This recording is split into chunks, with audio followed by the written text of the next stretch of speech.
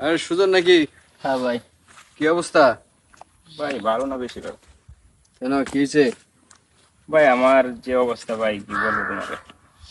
ভাই আমার পরিবারের উপরে দেয়া বা আমার উপরে যা যাইতেছে একমাত্র আমি ছাড়া আর কেউ এই বিষয়টা বুঝতে পারবে না। কি হয়েছে, কি সেটা বল। ভাই স্বপ্ন ছিল বড় হয়ে অনেক কিছু করব।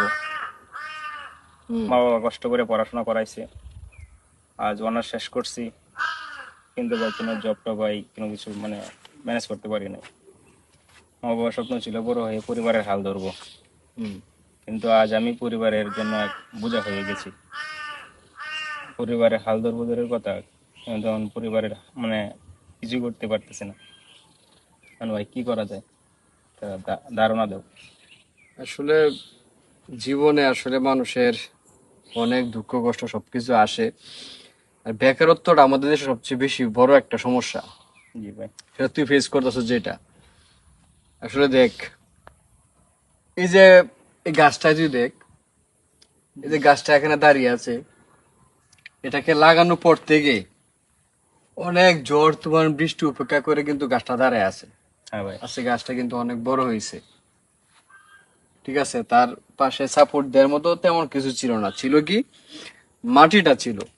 আর সেটা ভিত্তিটা তার স্ট্রং ছিল বলে গাছটা কিন্তু দাঁড়ায় আছে, এখন পর্যন্ত বেঁচে আছে, জীবিত আছে। আছে গাছটা অনেক শাখা প্রশাখা অনেক কিছু চড়াইছে। আমাদের জীবনটা কিন্তু এরকম। আমরা যারা পড়াশোনা করি, আমাদের মূল হাতিয়ার হচ্ছে মেধা। আমরা যদি আমাদের মেধাটাকে স্ট্রং করতে পারি, মেধাটাকে যদি শক্তিশালী করতে পারি, তাহলে যে কোনো চাকরি বাজারে যে কোনো চাকরিতে টিকা সম্ভব। দেখ, বর্তমানে বাংলাদেশের চাকরির জায়গাটাতে প্রতিযোগিতা অনেক বেশি। তারপরেও সেই জায়গাটা মেধাটা চর্চা করতে হবে। অবশ্যই। সবকিছু বাদ দিয়ে মনে কর যে এখন তো আমরা সবসময় ফেসবুক, ইউটিউব, টিকটক এসব নিয়ে সময় নষ্ট করি অযথা।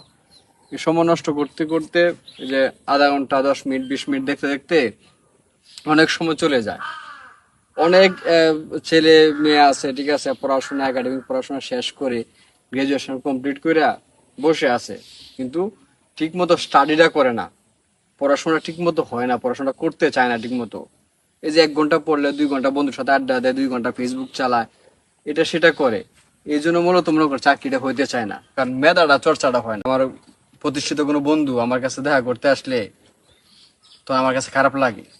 বা আমার প্রতিবেশী যখন বলে যে ভাই, এই কিরে সুজন, তোর চাকরি হয় নাই, তখন খারাপ লাগে।